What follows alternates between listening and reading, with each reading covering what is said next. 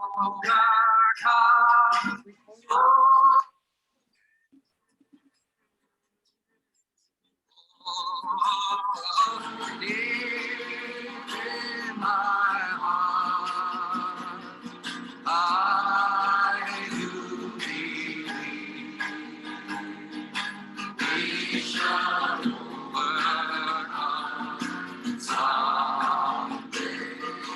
walk hand in hand.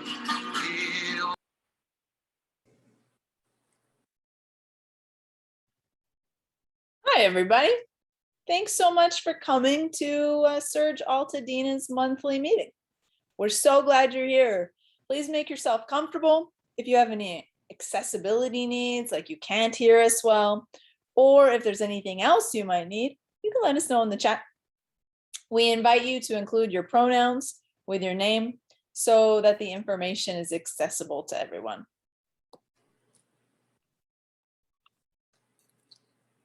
My name is Kat and I use they or she pronouns, and I live here in Altadena in the Janes Village neighborhood, which is on ancestral, occupied, and unceded land of the Tongva people. Today, we're going to briefly introduce showing up for racial justice as we do each meeting, and then share some updates about our current organizing work, future actions, and how you can get involved. Stephanie will lead us in a grounding practice, and then we'll move into a very special portion of our meeting. Today, we're excited to welcome Heavenly Hughes from My Tribe Rise, who's going to be in conversation with Jane about why it's important for white people to be accomplices rather than allies in the movement for racial justice, and what kinds of challenges have emerged in our multiracial organizing over the past year, and how we have addressed them, and what we can learn from them. After that, we'll open up for questions and discussion, and then we'll close. Hi, everybody. So good to see everyone here. We've still got some people coming in. So my name is Jane. I think I know everybody here. Hello, everyone. I use she, her pronouns. I also live here in Altadena on Tongva land, and I'm really excited to be with you all today. So what is showing up for racial justice? SURJ Altadena educates and mobilizes white people in our community to end their support for racism and police violence. In partnership with Black, Indigenous, and other people of color led organizations, we take action for racial justice, and we support efforts to envision public safety without law enforcement intervention. We engage in this work with accountability to our community and solidarity partners. SURJ is a chapter of, SURJ Altadena is a chapter of SURJ National, which has over 100 other chapters and affiliates across 47 states in the US. The other SURJ affiliates in our area include White People for Black Lives, Aware LA, and White People for Racial Justice San Gabriel Valley. We want to acknowledge that SURJ focuses on educating and mobilizing white people, but not everyone in our meeting today identifies as white. The SURJ National Leadership Team also consists of both white and BIPOC folks, and so SURJ is technically a multiracial organization. For those of you who are new to SURJ, we encourage you to watch our orientation video, which goes into depth about the mission and values of SURJ, and why we organize white people to take action for racial justice, and how we partner with BIPOC organizations. And you can find that video on our YouTube channel, and I'll put that in the chat in a moment. And we'll also stay around, of course, after the meeting to ask any questions, but we'll have a discussion period. And so I'm going to hand it over to Stephanie now, whose power was out, but I see Stephanie here. So looks like you have internet. Hello. Hi. Hi. Came on just in time. Awesome. All right, I'm Stephanie, and I'm here in Altadena, near Farnsworth Park on occupied Tongva land. My pronouns are she and her. And I'm going to lead us in a little grounding practice. So take a breath and notice yourself landing here in this community.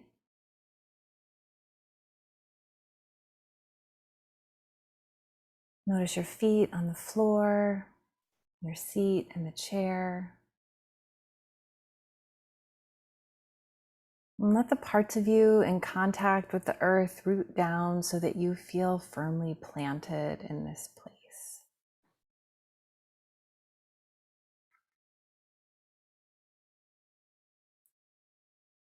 Draw some energy up from the solid ground below you and feel that flowing up into your body.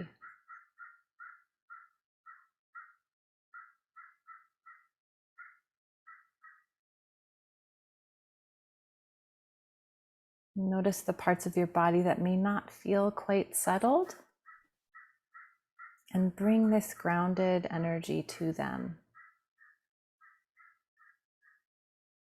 They may soften, or they may tell you not now. So just notice that.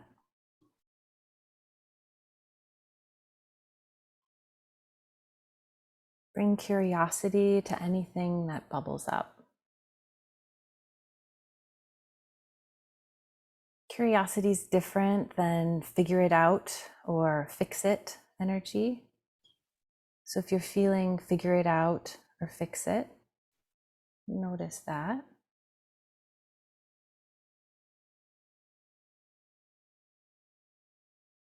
Just notice what comes.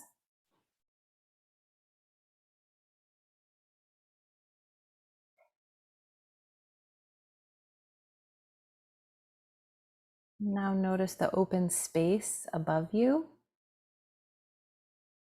the vast open sky, the stars that are still shining beyond the reaches of our atmosphere.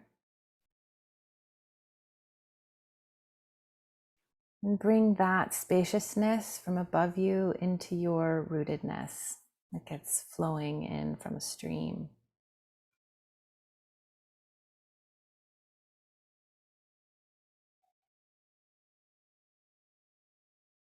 Notice how spacious things can get. Breathe into that spaciousness. And see if any of the fix it or figure it out energy dissipates, even if just a little.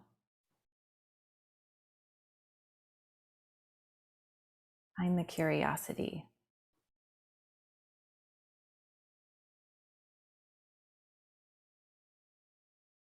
And this is the energy that we're bringing to this conversation. Curious, spacious, open-hearted.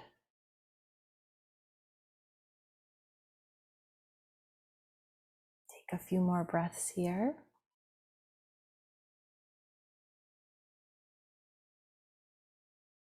And rejoin our collective space whenever you're ready.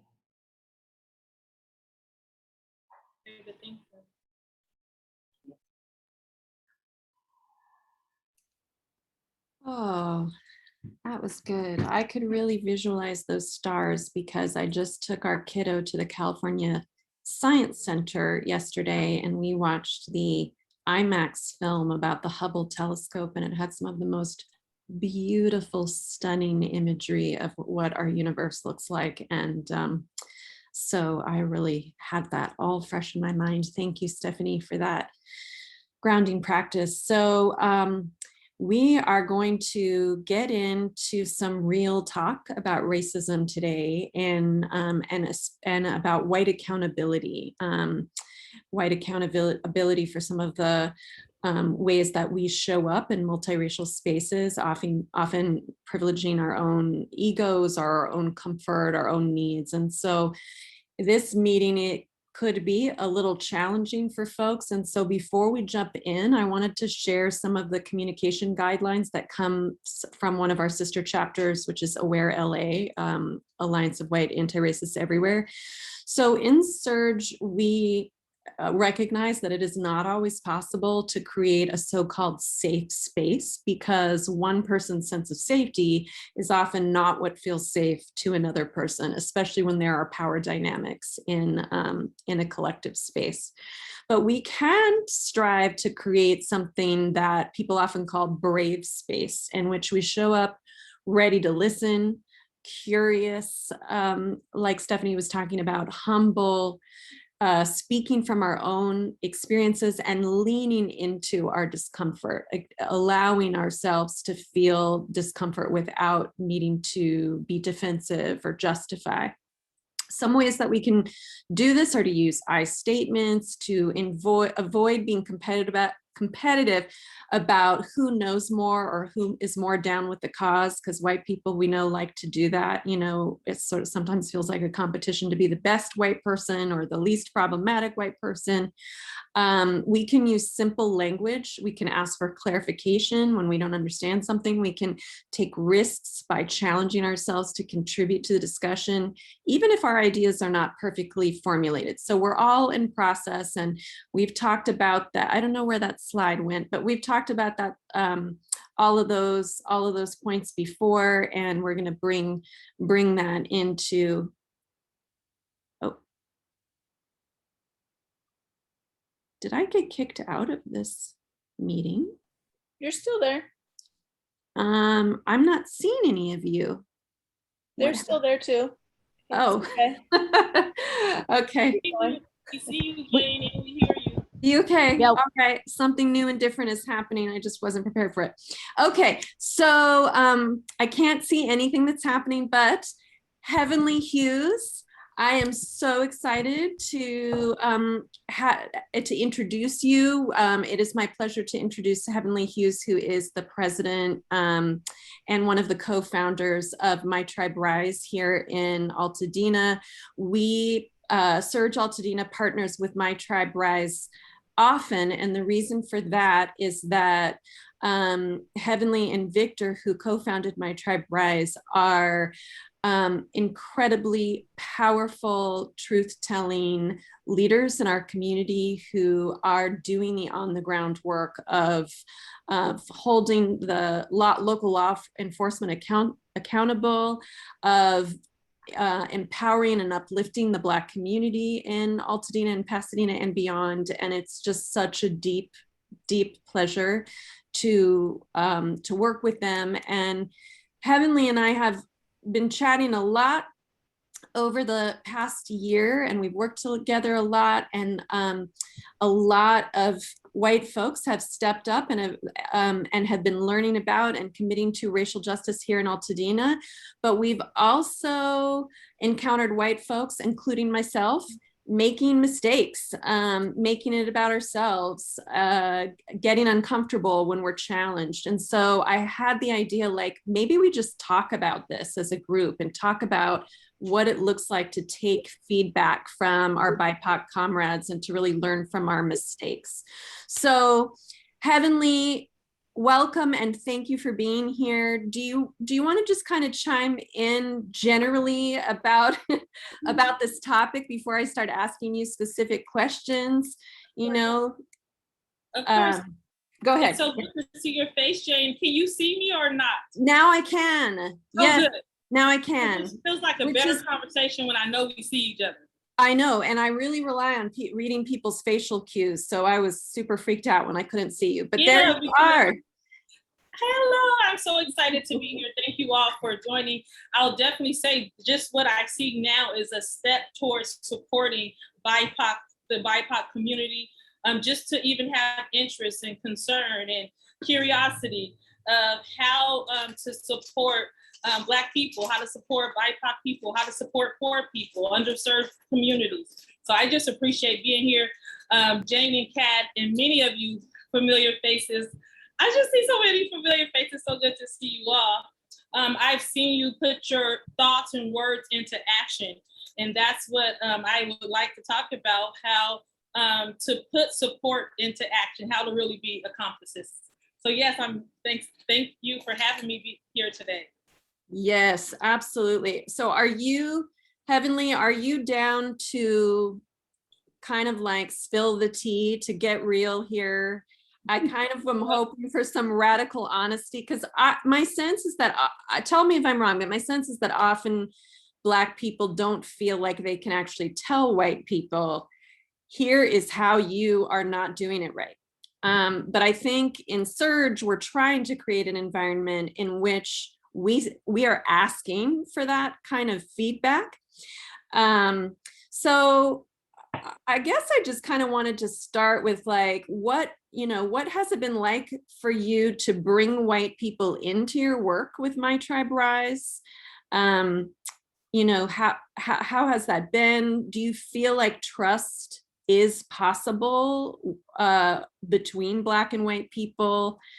What has been your own journey around that?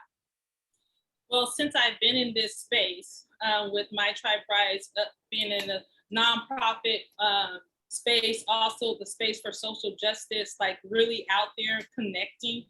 I'm so thankful for our comrades and accomplices that are within the white community, because your voices aligned with ours does definitely bring transformation and change. And I've watched that happen.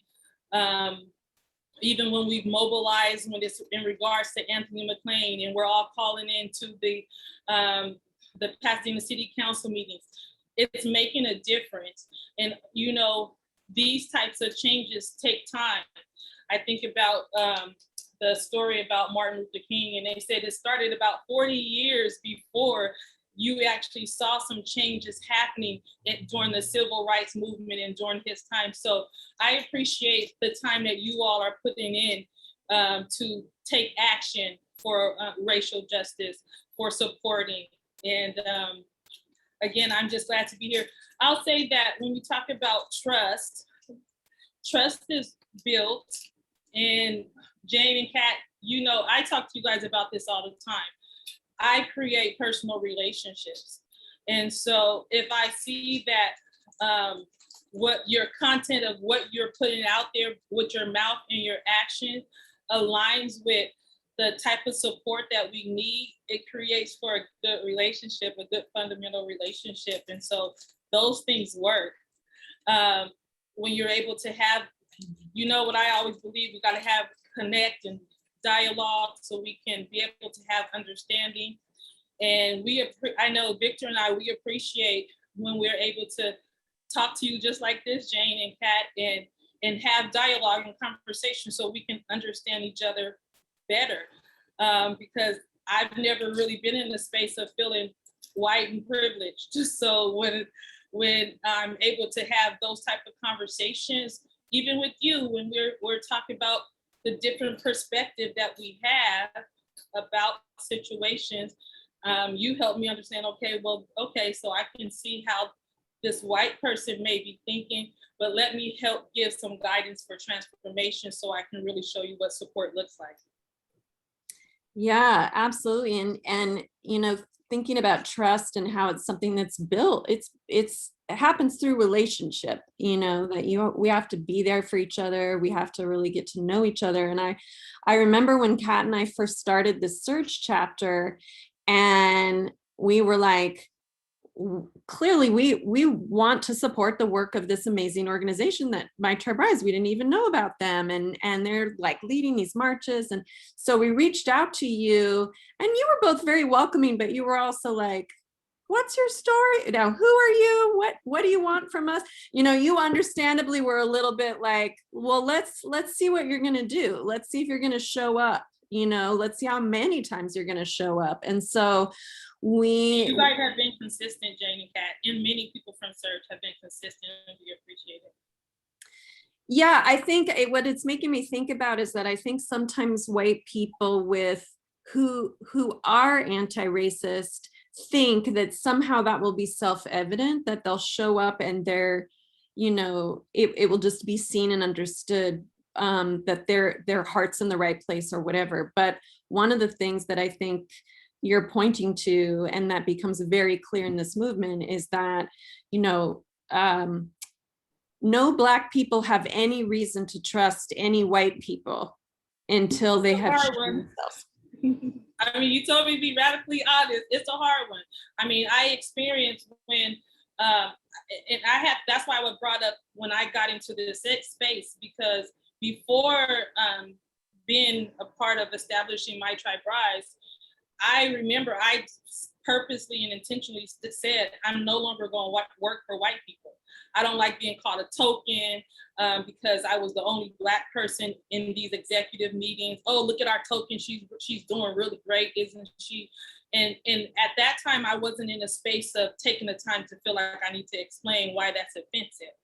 And so being able to even sit in meetings like this where I can freely share, this is how these certain things make me feel as a Black woman. And it's listened to and received, and choices are wanted to, you all want to make choices on how you interact as really accomplices, and really supportive, and understand to the best that you can the Black experience.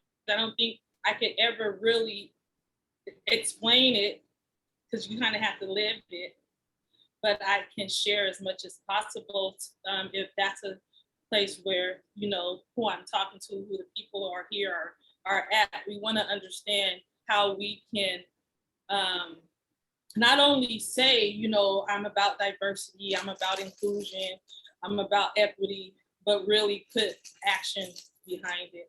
And I'll just say that even when I think about it was a nonprofit organization at that time, it was all white people who were those executives. And when the pastor called me the token in front of everyone, I just felt like, I know he didn't mean to, but he doesn't know better of how that can be offensive. So I'm just glad to be in a space where we can understand and know better. Yeah, for sure. That, yes. Or sometimes, you know, My mind is still reeling about someone calling you, just going ahead and calling you a token in front of everybody. And not think twice about it, like it's okay. But I just know that conversations like that within the white household happens without thinking twice about what they're really saying, or how it's coming out, or how it will be received. Because people often want to forget history and not understand that history and generations of things being passed down still is an impact on today. So yeah. Yeah. And you mentioned the word accomplice, and I said in our email about our meeting, and that we had wanted to talk a little bit about what is the difference between an ally and accomplice. Do you want to share your thoughts about that? For me, a lot of times the best way to share my thoughts are experiences. And I can just think of this experience, and I don't know, Jane and Kat, if I shared this with you all before, but there was a time when I was living out in Arizona. And I remember I was in Glendale, Arizona, predominantly white, wanted to be able to have my children in a neighborhood that looked nice, looked nice there.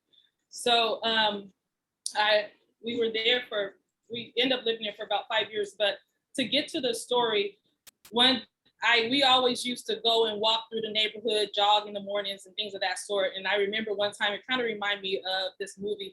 I don't know if you guys watched it. It's called A Time to Kill, but it's in the beginning. You guys should watch it. It's a really interesting movie. But in the beginning of A Time to Kill, there's these two white men in this pickup truck driving down a street, and you see this Black girl, about 12 or 13-year-old, walking down the street. And for some reason, as I'm walking with my two daughters, they were really young in elementary then, I see this yellow pickup truck coming towards me, and I see two white men, and it's just automatically like, wow, I'm in a white neighborhood with me and my two Black kids, and what's these two white men about to say? I could just feel it.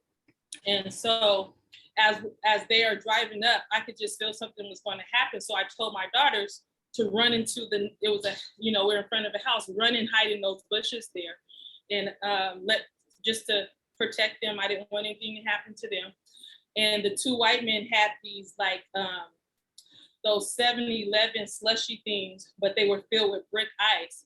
And they just started throwing at us, niggers, you guys get out of here. Y'all don't belong in this neighborhood. And they're throwing it at me and my daughters. And I could see the white woman standing in her kitchen, like looking out. And, but she didn't come out. She didn't say anything. She kind of watched in surprise, but she didn't say or do anything. So later on, a few days later, she was like, are you guys okay? Oh, are you guys okay? You know, I saw what happened. And for me, that's being like she thought she was being an ally by coming and saying, are you guys okay? Waiting a few days later when she sees me in the neighborhood again. But to me, a comrade or accomplice would have came out right at that moment. What are you guys doing? Why are you guys doing this to them? Or even coming to us to me and my daughters with some type of concern, because I really believe at first she was just trying to see what's these black people coming over by my house for, but not really realizing we were trying to take cover. But then when she saw what was happening, she still didn't stand up. I think that accomplices are not bystanders, but they're upstanders. They stand up and say something and do something and help. Absolutely. I love that. And it makes me think about how I think sometimes people's understanding of an ally is like, well, you know, I support your group. I don't think your problems are my problems, but I support you to handle your problems. And the way I think of accomplice really connects with the understanding in SURJ that white supremacy is our problem as white people. It's our problem because we created it, so we have to fix it, but it's also our problem because we aren't going to be free until Black people are free. That we learn through doing this work that our own freedom as humans, our ability I don't know. That part right there is the elephant in the room a lot of time. Like the tough part to bite on is for white people to understand that this is something that you all should fix. And that when you see Black leadership or Black community asking for support to help fix a problem that was created by white people, like that's always seems so tough for white people to bite on. Yes. Yeah. And I think, you know, one of the lies that white people, you know, that we're taught is like, well, that's about the past. Often, you know, white people will be taught that that's about the past. And so therefore you're not responsible, when we know, of course, all of those, there's a connection between the past and the present, the legacy of all of that, those systems of anti-Black violence and white supremacy carry on today. It's I think getting harder and harder for people to even tell that story, because we do have much more media coverage now of white supremacist violence against Black people. So at least there's some awareness, you know, more awareness around that. But absolutely, I think, you know, one of the things that was hard for me about SURJ at first is they talk about personal stake, that white people have a personal stake in ending white supremacy. And everyone's supposed to sort of figure out what that is. And it often, the way it's talked about in SURJ is that white people are also hurt by white supremacy, that white supremacy hurts us too. And at first I was like, oh, that's not the anti-racist framework I'm familiar with. The anti-racist framework I'm familiar with is the one where white people just have privilege and Black people or people of color are the only people who are hurt. But the more I get involved with this work, and the clearer it does become to me that, you know, when you internalize supremacy, it damages your psyche, it damages your soul. You aren't a full human being when you have internalized white supremacy. And so that's certainly one of the ways we're hurt, but we're also hurt, especially if we're working class, if we're queer, if we're trans. You know, there's so many ways that the system, especially like policing and prisons, really actually fuck over poor and working class white people too, you know, but we're told to just aspire to to be like Donald Trump, or I don't know, who we're supposed to be like, rather than to build bridges with communities of color. So there is so much damage in white supremacy culture, so much toxic lies that we have to, resist.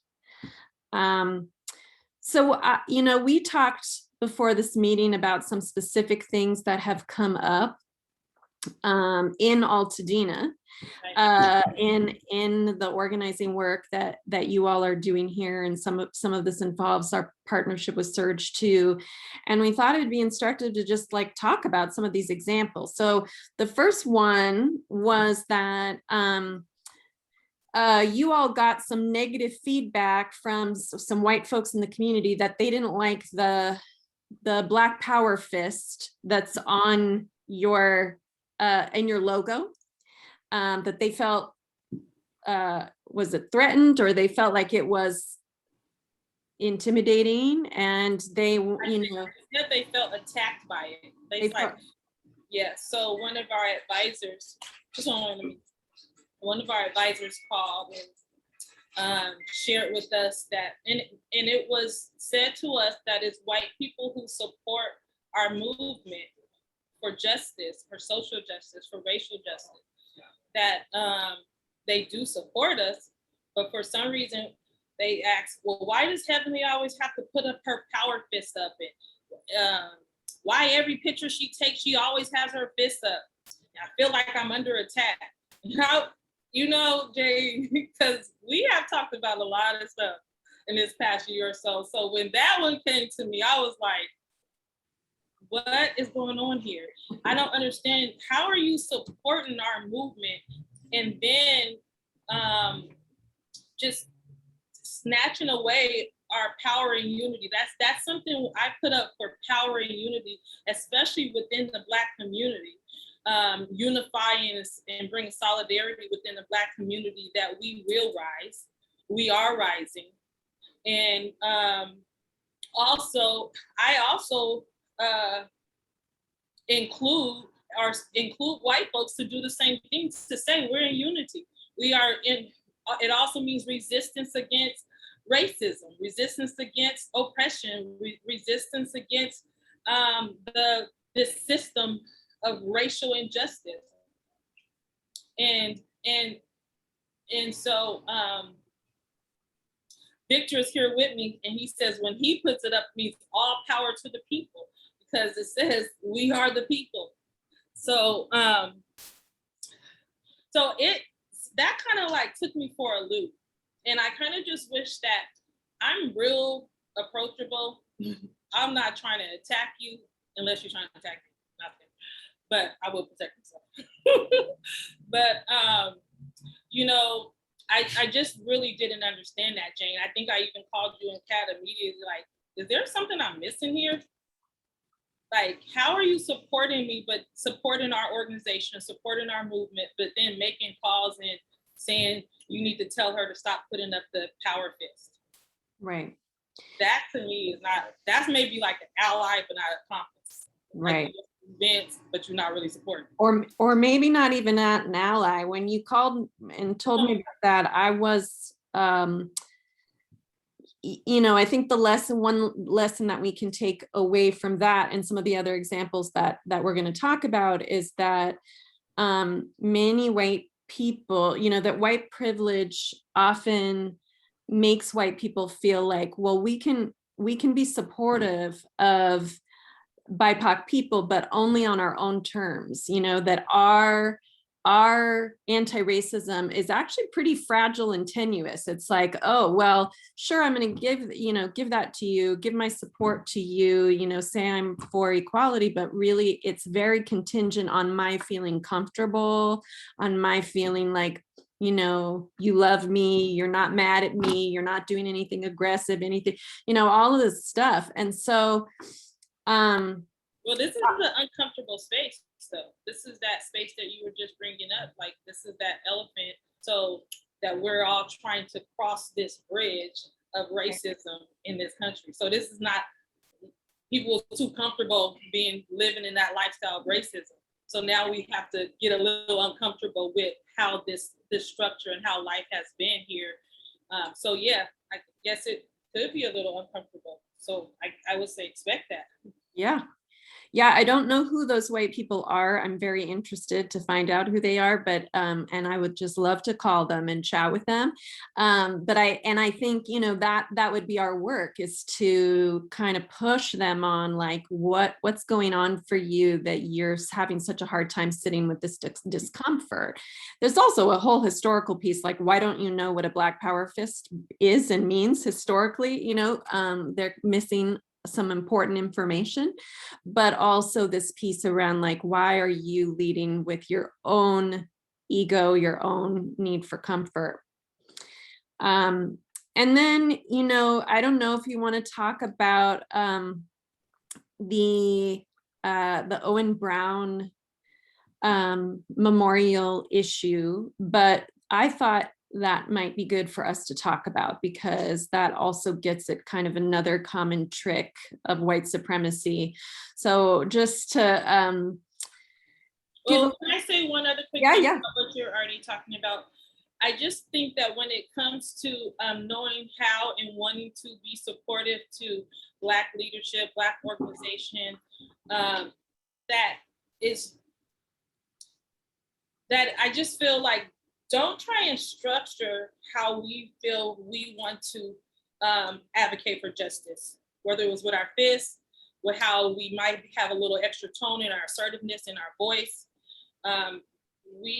I just feel like a lot of times Black people express themselves differently anyway. We all express ourselves, whether it's by our culture or what we've been taught, we express differently. And so to be supportive is not to try and come with what you think it should look like and change into how you want us to advocate for justice, but hear what our charisma is and how we want to do it, and let our voices and our character and our culture be heard. Yeah. And maybe another way to say that is just like, don't tell Black people what to do. Don't tell me what to do. Yeah, don't tell Black people what to do. That's not how to support people.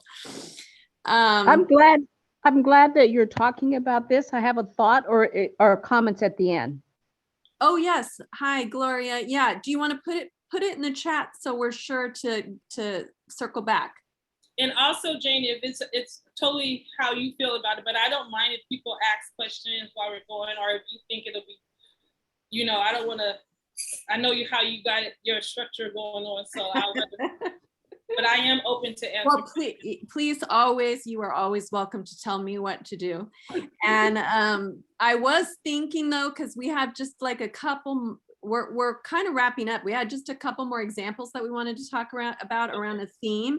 And if it's okay with you, Gloria, then we'll finish that up and then we'll open up. Okay. Okay. So yeah, so just as some context, you all may be familiar with John Brown, who was a very well-known white abolitionist who led the John Brown Rebellion, and his sons were part of that rebellion, and one of them or two of them who survived, I think one who survived, ended up moving to Altadena, and he lived here and died here. And so this is one of Altadena's historical claims to fame, is that we have this association with these very high profile, this white abolitionist family. And there's his grave is up on the mountainside up here, and there's a committee of folks through the Altadena Heritage Society who got a big grant. Am I telling the story correctly? They got a big grant to, in some way, you know, lift up Owen Brown's legacy, to honor the legacy of this family. And what Heavenly brought to our attention is that there are no Black people on this committee. And we were like, what? And then one of the members of the committee came to our last SURJ meeting and kind of defended that decision, right? And said, I have been, talking about herself, working on Owen Brown and the legacy of this family for so many years that she was kind of asserting her authority and expertise as the person, who should make the decisions. And then I watched Heavenly very powerfully and skillfully say, I think Owen Brown would have wanted there to be some Black people also on this committee. And I would have wanted this money to be used to uplift the Black community, right?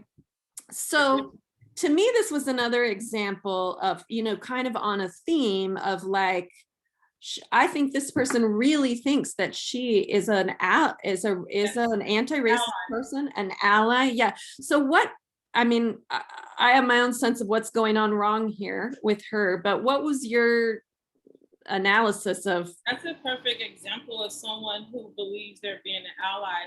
She talks about diversity, inclusion, and equity. She talks about, and I don't mean to say it, I don't want to sound condescending. I'm just saying that I often hear people talk about, hold on just a moment because something loud is going by.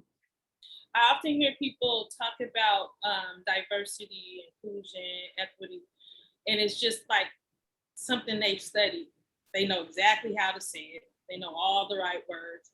And oftentimes people feel like since they have studied so much history and feel like they are very knowledgeable about it, that makes them an ally. That makes them, I know how to now serve the underserved and the BIPOC community, and I know now what they need. I know how to solve their needs type thing, in my opinion.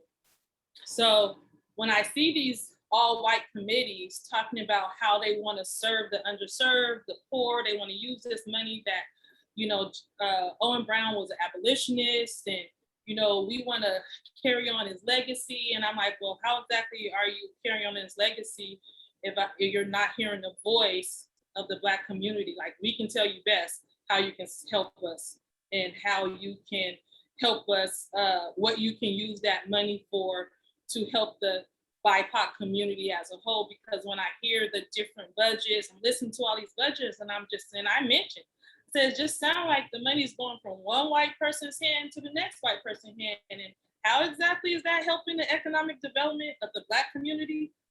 Maybe you guys need someone else to sit on the board with you guys to help understand what the Black community needs. We don't need another movie where a white man is making a movie about how bad Black people were treated. There's other options available. And so I think I had shared with you and Kat about, I sit on these different committees, and we're talking about Altadena, so I'm gonna be real about Altadena. Whether it was the Altadena Library, Altadena Historical Society, even Altadena Heritage, the Senior Centers, all these core power groups within Altadena the committees are all white committees.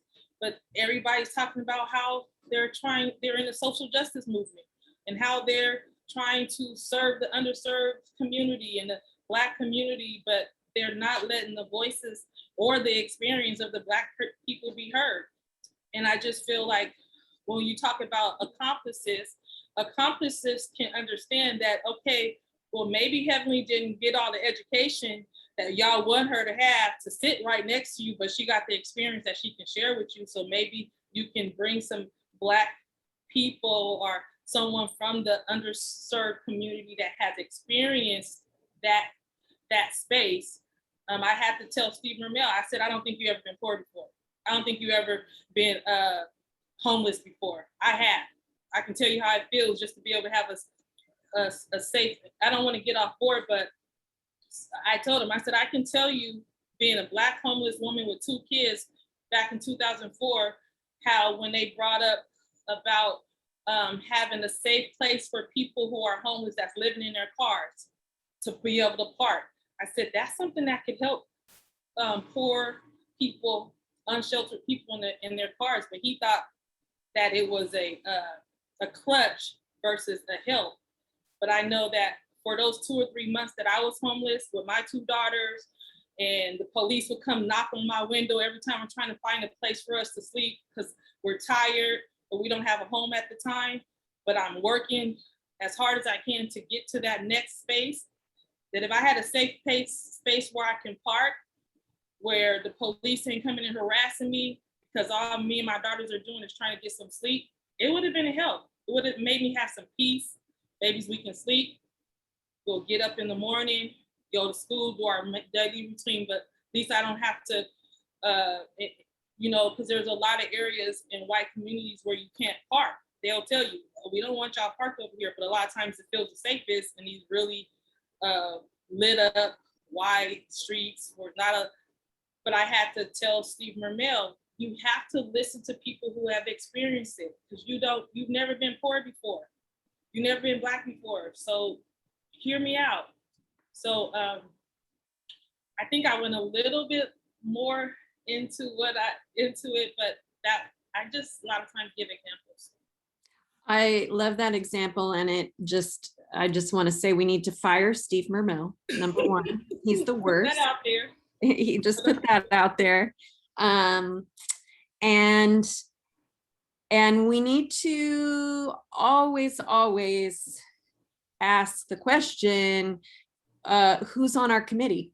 There always need to be Black people on your committee, and we need to also, when you were talking about white people coming with all their like education and credentials, I remember when I was in grad school, I was getting my PhD, and I was living with a couple of friends of mine, and one was another white woman in grad school getting her PhD, and then another one was a Black woman who was an undergrad, and I remember we would have these like philosophical conversations, and I remember the time that the Black woman, my friend Ashanti, said, we were talking about racism, and she said, you know what I want from you, Jane? I want you to stop being so smart about it and get off your ass and do something. And I was like, and I really got it that like all of my talking and theorizing doesn't do shit. It just doesn't, it's meaningless really, because what needs to happen is the actual changing of power, the redistribution of power. And so we need to always be thinking about, are we doing something that is working towards that goal, or are we just talking a good talk? So I really appreciate you being willing to tell that story about that. To kind of like, just make sure really myself back in on that one is, when you are sitting on committees and you see there's only white people there, and you hear them talking about BIPOC people and Black people and underserved and poor people, it's really important to say, well, how are we going to allow the voice of the Black community to be heard when we're making these choices and these decisions? I think that's the one thing I was going to bring up. I saw the Altadena Library, they had their committee, and they're talking about this $26 million and how they want to have it help the Black community or the BIPOC community. But I'm listening, I'm like, but I don't hear anybody talking about our needs. And a lot of times when you just read about it, or even sometimes even the surveys might not always match up with reality of what real help looks like. So all those on those committees, just turn around and be like, hey, where's our Black folks at that we need to hear from? Yeah, absolutely. And then I've got one more example, and then we'll open up. So this just came up for us this week. I'm about to talk about Charles White Park and the complaints. So a white woman wrote to our SURJ email and said, so we had an event, My Tribe Rise had an event in the park, Peace in the Park, which was amazing. It was such a great, beautiful event. It was a breakfast in the morning, and the community was out. Thank you for being there too and supporting.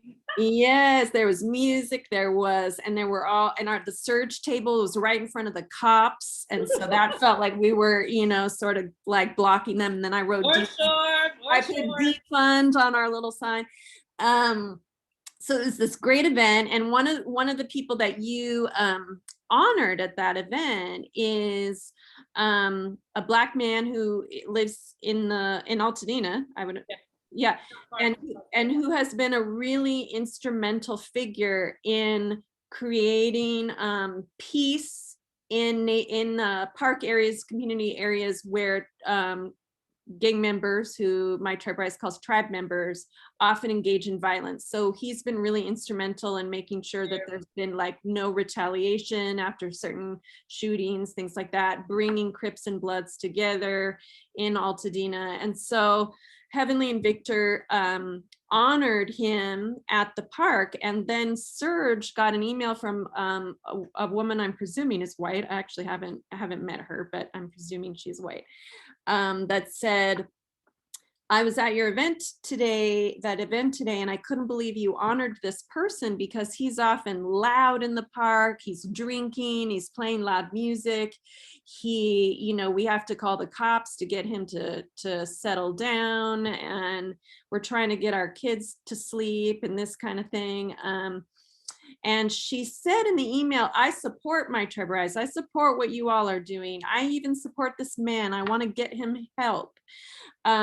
But she also was implying in the email that he shouldn't be honored because he's sometimes drunk in the park. So Heavenly and I had, we had a few conversations about this, because my first read on this email was like, this is just a Karen situation, and I want to talk to her and say, this is a public park. People drink in the park, it's like, welcome to Altadena. We like music here, we're loud. But then as we talked about, it became clear that sometimes Kevin is really rowdy in the park. He himself acknowledged, like, yeah, sometimes I get, really loud in the park. And so I guess what this brought up for me is that sometimes I think white people want Black people to be perfect. And unless Black people are perfect, they're like, well, then, I'm not going to support, because what I want is perfect Black people to support. And if you're not, I'm going to withdraw my support. And so, one of the things Kat and I talked about is like, what could be a better way to bring Kevin in, to empower him, then to honor him for the work that he's doing, even if he is also somebody who, is maybe drinks more than he should, or whatever it is. We all have issues, right? So I wonder what did you take from this? How did you feel about that email? Because I forwarded that email to you, and then I think that woman also reached out to you all with an even longer letter. What's here again, your analysis of what's going on with white people, that they would get this up in arms about people being loud in the park. This is a great example of how you can support Black people, because first, I think you forwarded it to me, and then I did get one email straight from the young lady. And first thing I think of is when she said, why are you honoring this man? But you don't know his story. Like, you don't know his testimony. He may be drinking and playing some loud music, but he has had so much transformation and reform in his life that those steps that he's made, we're going to honor it. We're going to lift him up so he can. We want Kevin to feel his. I don't know, you already said his name, but it's Kevin Martin. He has been like a major tool in peace at that Charles White Park. Even for Lieutenant Skaggs to call me and say, Heavenly, it's been a lot quieter up here in Altadena. It's been a lot quieter up here at Charles White Park. In my opinion, sometimes you'd rather hear the music than the gunshot. That's what I really feel. Like, you'd rather hear Kevin playing some loud music than hearing them gunshots that we have been hearing for months after months. Kevin, every week, every day, he goes there and he invites Bloods and Crips to say that we don't want to fight with each other no more. We don't want to take each other's lives no more. We want to love each other. We want to do what we like to do. We like to dance. Some people like to take a few drinks. Black people are very charismatic people. We get loud, we talk loud. It's just, I don't know, I do too. So it's just like, I'm not gonna condemn Kevin, but if there, just because this white woman said that I shouldn't be honoring him, and yes, she is white, we shouldn't be honoring the steps that he has made that are productive in his life. That's the way you support Black people, is giving acclimates for every right standing step a person has made, every space of reform and transformation that has happened. Because it hurt me today when I heard someone say, there's no reform for gang members. They should just be taken off the earth. They don't belong up in Altadena in my city. And my husband, Victor, Kevin Martin, they're perfect examples of transformation that's going from doing negative things and deciding I want to do something positive in my own neighborhood, in my own community, just as much. I love this community. And now I'm making positive changes. I'm being productive in this community. So if you ask me what could that white woman had done differently, I already know who it is. I was right there in your face. You could have came and talked to me right then and let me know, because she brought up, I don't know if she's saying she calls the police or someone else in the neighborhood, but we already know those scenes with the police. Don't call the police just because a Black man playing his music loud and he talking loud. A Black man could be killed in the park behind that kind of thing, those type of calls. But understand that you could have talked to us right then. Kevin was right there with us. We could have all had a talk right then. Kevin, when we were able to sit and tell Kevin about this letter, he said, this is just what he said. He said, Heavenly, you know what? Sometimes I do play my music maybe a little too loud. He said, I'll start turning loudmouth down. Yeah, loudmouth is real loud. And it just took conversation. That's why I always say you must connect to correct, have some dialogue, and then see what we can do to make it better. Because we want to live cohesively and be at peace, and we all want to live better lives. We don't want to get the police called on us because we just happy that there's peace in the park versus shooting. That's how I felt about that. I don't think I need to say to this crowd, but I'm into my like really simple takeaways here, and don't ever, ever, ever call the police on a Black person. That might be one of our simple takeaways. I mean, even, I think sometimes people think like, well, what if someone's in distress? What if somebody, that there are good reasons to call the cops, but as we've talked about it. Discernment. I mean, I just feel like you bought a house right across the street from the park. That's what people gonna do, is play their music. Black folks live in the neighborhood. We play our music loud and we talk loud. So that's something we can sit down and people can learn about our characters. A lot of us, we like loud music. It's just a rhythm in our spirit. We gotta feel the bass. That's just what happens. So it's just like, I would have preferred, and I haven't been able to respond to her yet, but I will send an email to ask her would she like to have some conversation. But use those opportunities when you are curious of how to support in a situation like that. Even Kevin, sometimes people think that he is not approachable, but when you approach Kevin, he is so cool. You just gotta go talk to him.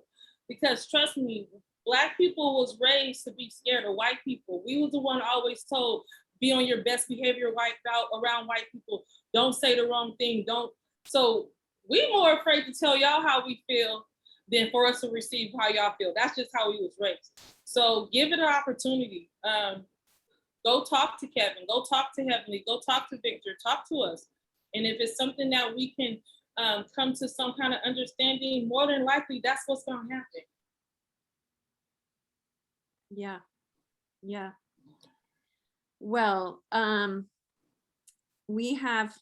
have in my list here even more examples of things that have come up, because so many things come up, but I think we should move on so that other people can can weigh in. We do have just a couple of announcements, so maybe we'll just make those real quick before. Can I say something really quick though, Yeah, Jane? please. I just wanted to say that for the audience and those, and a lot of you all I already know, but Jane told me I was just gonna be like able to sit and talk to her like we have in one of our conversations. So that's why I'm just like being, as she said, just radically me.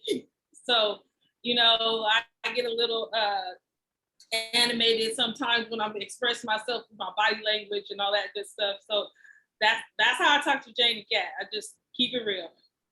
So this is the keep it real type You've conversation. been great, and I want to say there's I don't know, you gave us like low to medium. There's heavenly on high, which maybe in a future meeting we'll again, you know, it's like it's all about trust. So we're gonna bring you back and you can share more wisdom with us again, I hope. Okay, Kat, do you want to take it away with the announcements? I'm gonna put it first. Sure.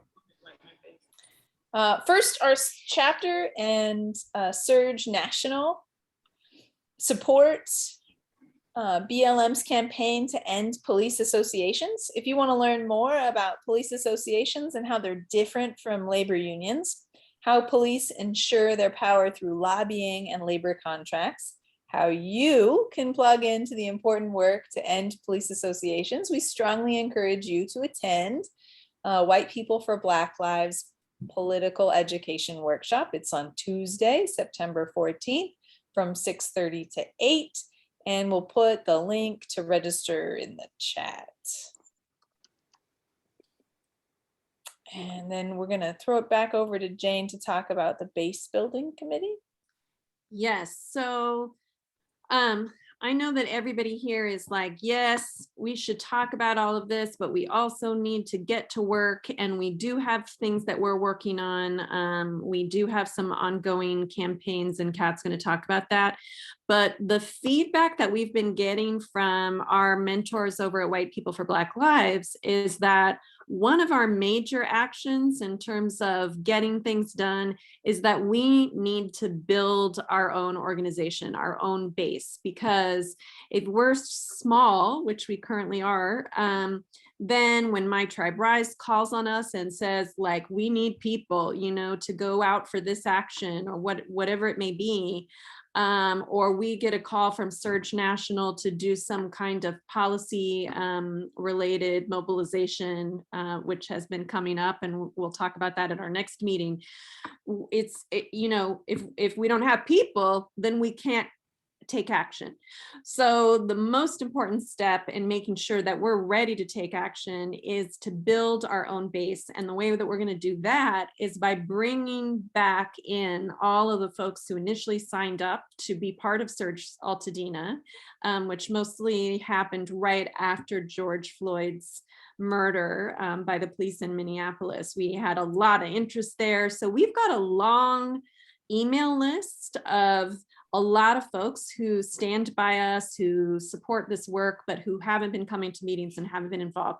So what we're going to be doing is launching a phone bank where we're asking for volunteers who are willing to call like 5 people to check in with them. And you would basically ask about like why they initially signed up to be part of SURJ Altadena, you know, how they're doing in their lives now, and are they ready to recommit to the struggle for racial justice? Can we bring them back in? And we'll have some specific asks that you'll make around, you know, coming back to the next meeting. So what I'm asking for today is, if you are a person who is willing to participate in that phone banking, to let me know. You can just say so in the chat. And then I will be in touch with you for a training on how to do that. You know, how is it that we have these phone calls with folks that we know are on board, but we haven't seen nor heard from them for a while. So let me know. Yay, Sarah. If you're willing to make 5 phone calls, let me know in the chat and I will reach out to you.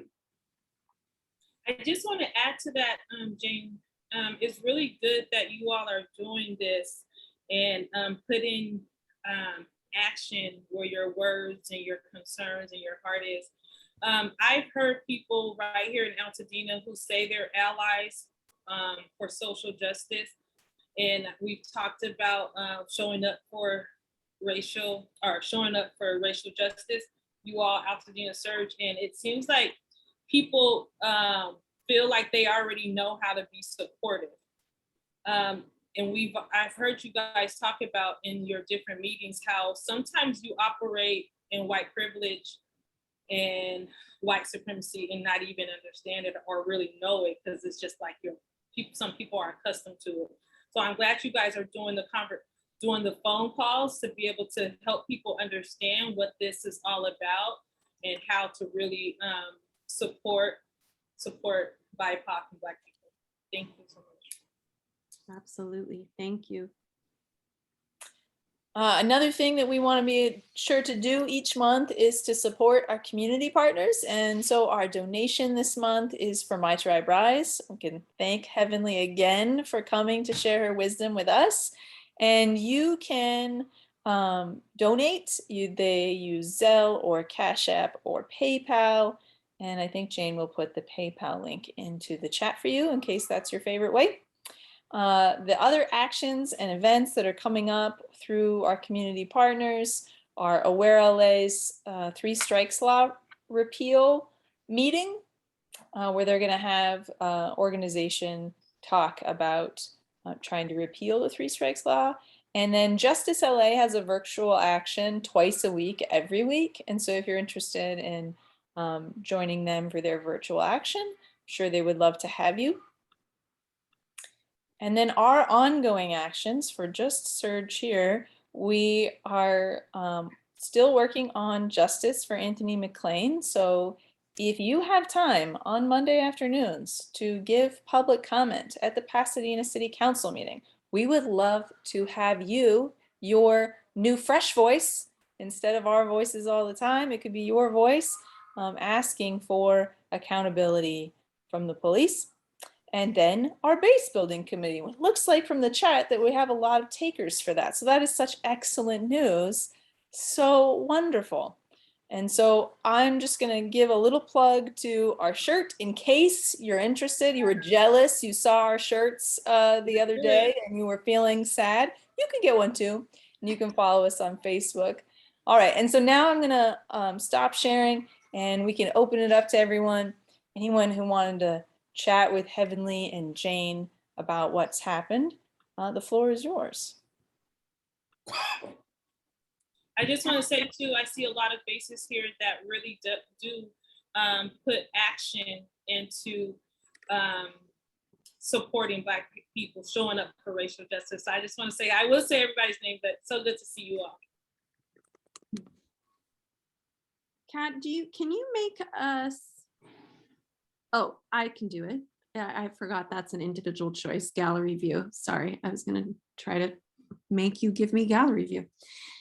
I just want to say one more time that we want, one of the things we can do to show up to support Black leaders and the racial justice movement is to put our money where our mouths are.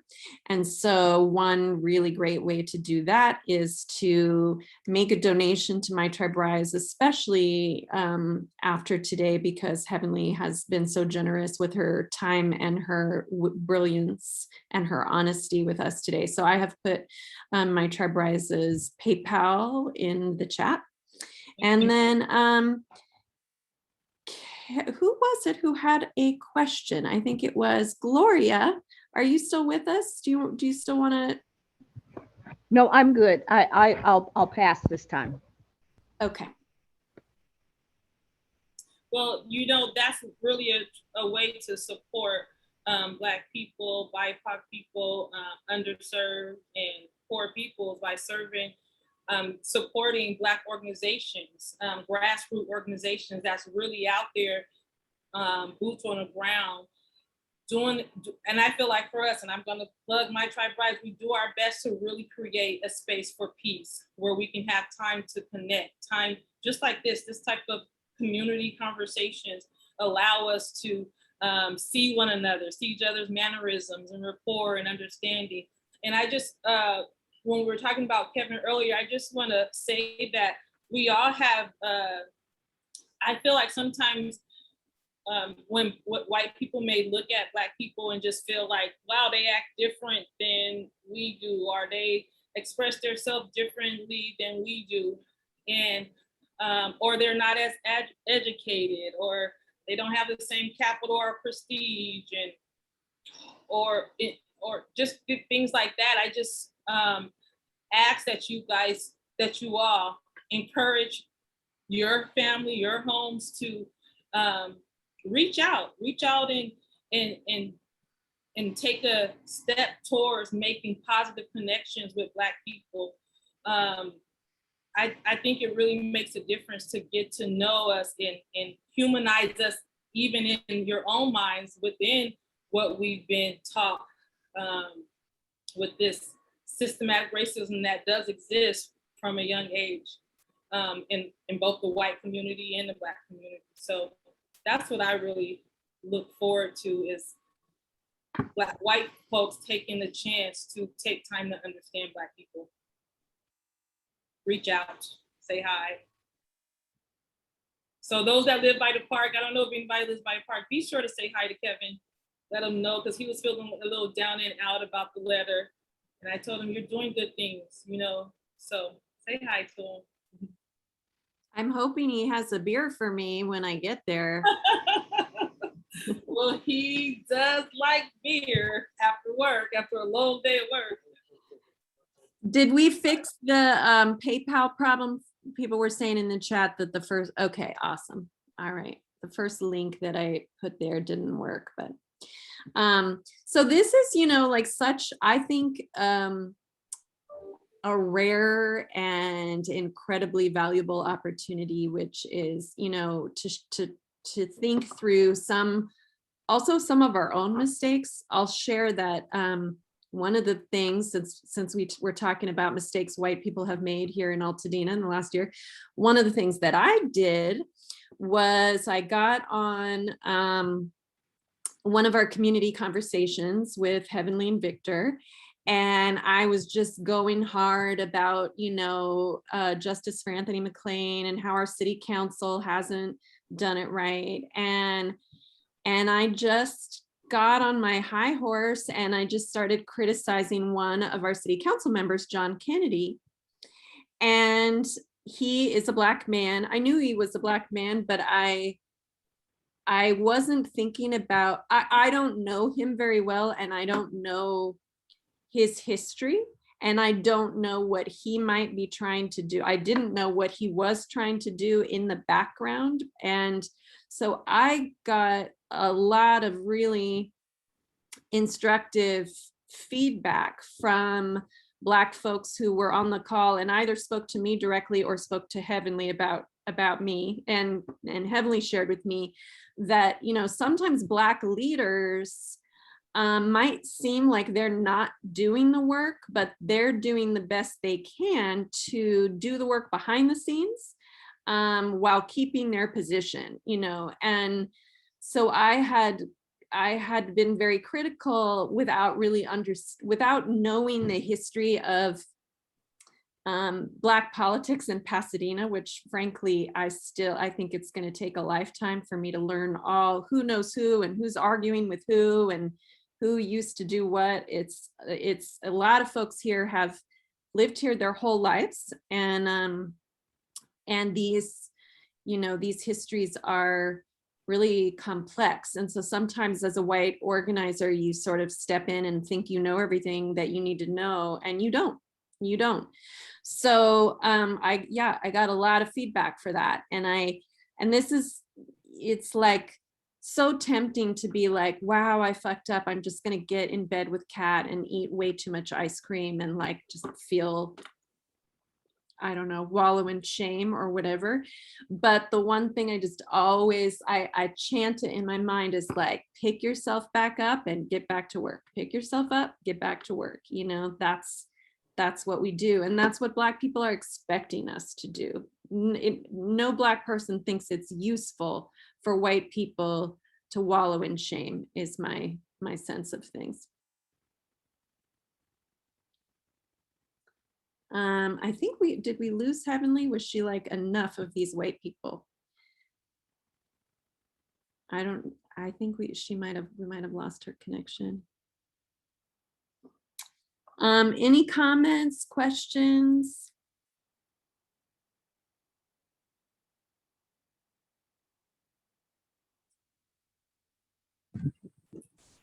This may seem a little off topic, but related to something that Heavenly shared. I know from attending Board of Supervisors meeting that there is a program that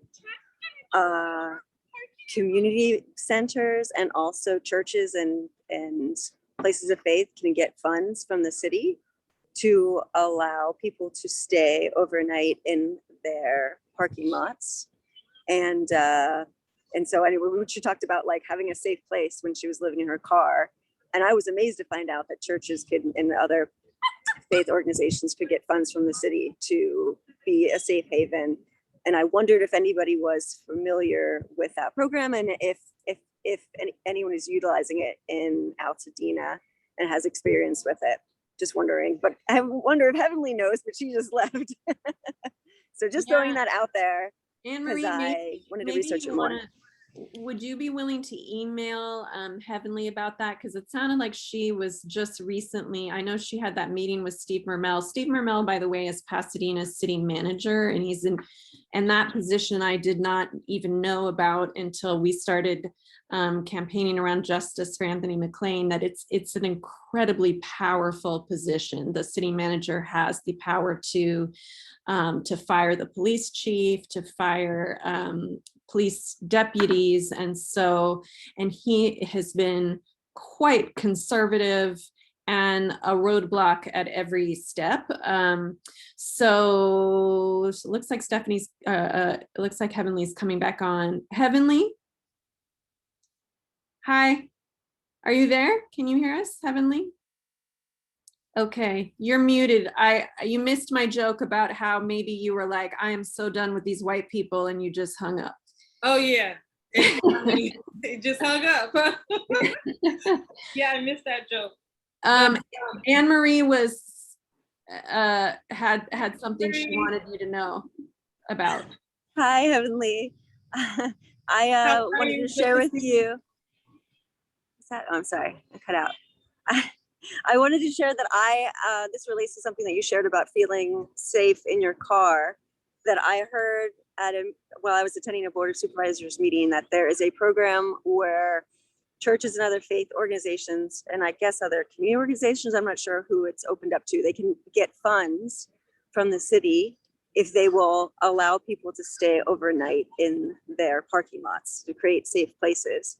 And so I wondered if you were familiar with that program, if that came up when you were talking with Steve, and if that's something that we could potentially be reaching out to faith organizations and seeing if we can be a part of creating safe places for people in Altadena. Are you familiar with that at all? I am familiar with it, and I know Jill Shook and Anthony, her husband Anthony, they're really working on getting zoning for the churches to be able to not only be able to have people stay overnight in their cars, but create housing on church property. So I know that's part of, that's on the agenda. I would like for Steve Mermel to hear that more. I heard something about a safe parking space. I don't know if it's just if there's one location, if the location is shared with others, because Steve did bring it out, but he said, I'm not really into supporting that because I think that's a clutch versus really a safe space. And it truly would be a safe space.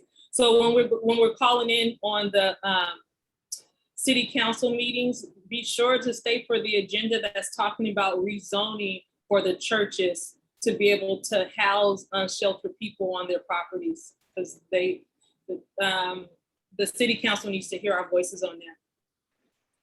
Heavenly, what's the name of Jill Shook's organization? I can look it up really quick because I can't remember. I know it's Bonnie might know. Hi, Bonnie.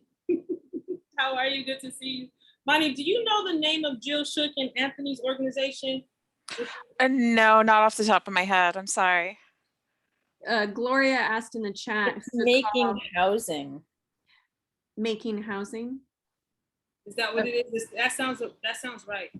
So Gloria, Jill Shook and several folks from that organization have been calling into the city council meetings to make the case for the rezoning of churches to be used. Yeah, making housing and community happen. So that's who you would call about church parking if you wanted to get involved with that. And they send out really good information. Mm-hmm. Hi, Kristen. Hi. I have a quick question. I'm just wondering though if there's two separate things going on. Emery, was that an LA County Board of Supervisors meeting? So like if it's separate between what the city of Pasadena sort of like is, you know, the zoning thing with the city of Pasadena, if that would be different than like churches in Altadena trying to get the funds from the LA County Board of Supervisors because we're unincorporated. It was LA County Board of Supervisors. So yeah, I wonder if we would be able to have access to those funds. I don't know. That's separate. And that's the thing. I know I talked to Dorothy a lot about the funding that comes through for LA County, and they said it's so widespread with LA County that a lot of times Altadena doesn't get as much support or resources, because I think Altadena sometimes I think they're in denial that these issues needs to be addressed right in Altadena as well. So I wonder if there's a way we could support like churches and organizations in Altadena in advocating for those funds to come to organizations here in Altadena. I'd certainly like support, you know, the efforts to change the zoning in the city of Pasadena as well. But if there's something even more immediate that we could do to help get some of those funds brought into organizations that are eligible in Altadena, if there's some way that we can support that, that would be great. That would be great. And you know what? I'm glad you brought that up because I'm going to ask Jill Shook, are some of the churches that they are in collaboration with, are any of them here in Altadena? You're right, Kristen and Anne-Marie, those conversations are happening in those Pasadena City Council meetings, but yeah, we need to see what this LA County funding is all about, how it can support.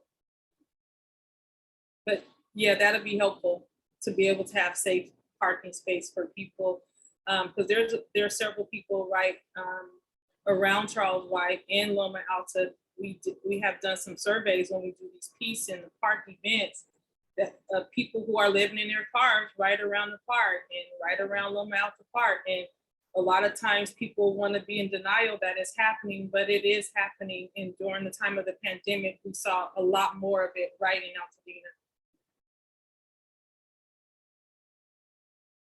So yeah, thank you for bringing that up. And so one of the other ways I really believe the support, again, with the Owen Brown project, I think the next meeting is September 8th. I would like as much support asking to the committee to listen to the proposal that a few of us right here have come up with to present to this committee regarding the Owen Brown project funding. And even write in comments or give public comments of who are you all getting your information of how to support and serve the poor or the underserved or the Black community right here in Altadena. But the more voices they hear, hopefully they'll it'll bring some attention to what's being said. Yeah. Is the September 8th meeting the meeting of the Altadena Heritage Committee or the other committee that the community has established? It's actually the Owen Brown Project Committee that was established through LA County. And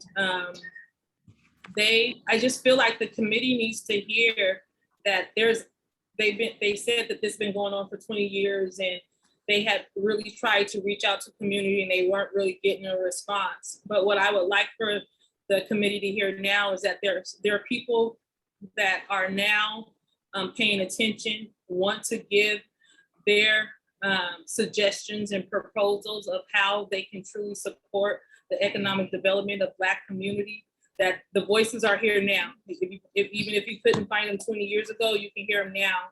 And if you guys would give us an opportunity, let voices be heard.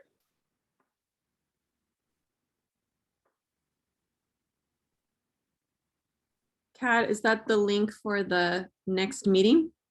That's the Altadena Town Council's link that if you click at the very bottom goes to this link. That's from the LA County, where they'll actually post like the thing a couple days before the event. But the town council is like nicely provided. It's like much easier to read. It's like prettier, it's like clearer. LA County's website is kind of like distracting and ugly. And I know the last meeting that I think I joined you all's last meeting, Jane and Pat, and you all had the young lady, what's her name? She talked about reparation. Carolyn, yeah. Carolyn. And I just feel like,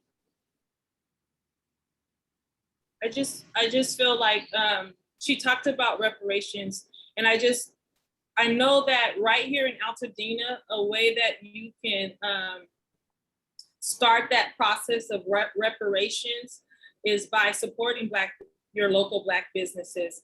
There's a lot of Black businesses doing their best just to stay apart, especially during this time of the pandemic. It was already a struggle beforehand. So intentionally and purposely support Black business, really help the economic growth of the Black community. Purposely support Black community-led organizations. Those are things that I feel are ways of reparation that can be an action to take place now.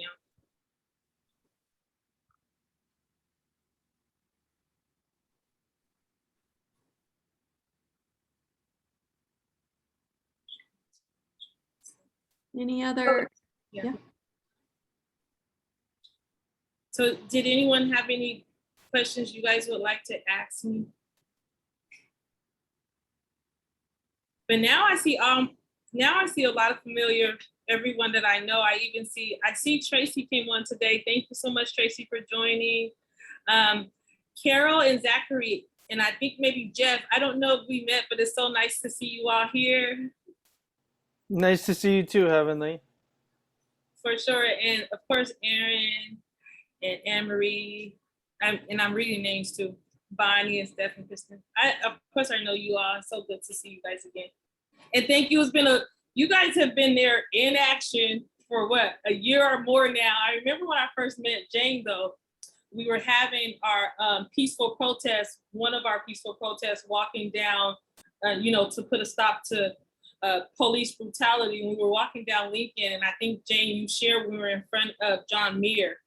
And I didn't really know who this white woman was at that time. And I was like, let me give her a chance, because she mentioned that she wanted to share. And Jane, me and Victor both were like, wow, this woman is dynamic.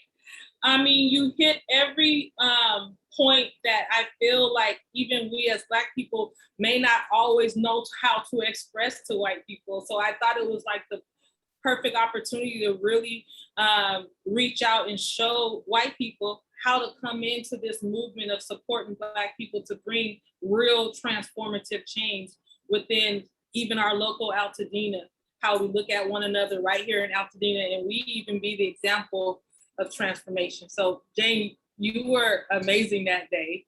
And I think even before then, we were at, when we did we served like 3,000 people that day at the Rose Bowl. And, Jane was just showing up before I even knew what she was all about. I was like, look at this white woman. She just keeps supporting. Really. So it was great. And then it's just become a true accomplices, true comrades. And we really appreciate you both, you and Kat. And I've seen many of you too, Stephanie and Anne-Marie and Kristen. I be seeing you guys out there just showing up for racial justice continuously. You really appreciate it. Well, you're now you're not going to be able to get rid of us. And I'm just so grateful for your leadership in our community also, because I know My Tribe Rise is a pretty new organization too in the grand scheme of things. Yeah. And it's an organization that our community desperately needed.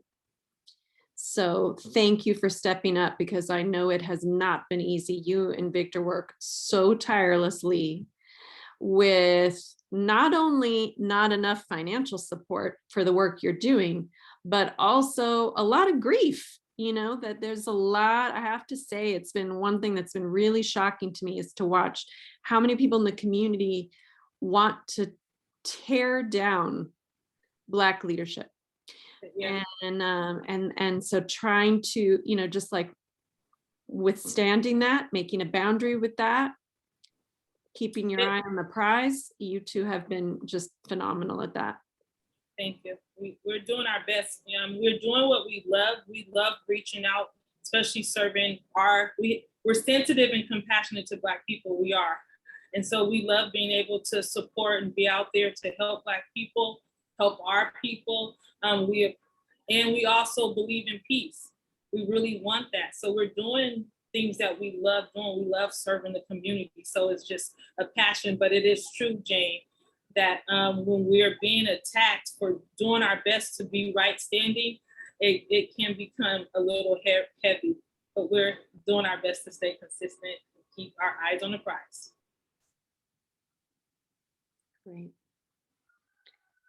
Well, unless there are any other questions, I think we're going to end. I have down a whole list of names of folks who want to be part of our phone banking, which is so excellent. You'll be hearing from me to set up. I'll send out a doodle poll because I want to make sure everyone can make it to the training that we'll do.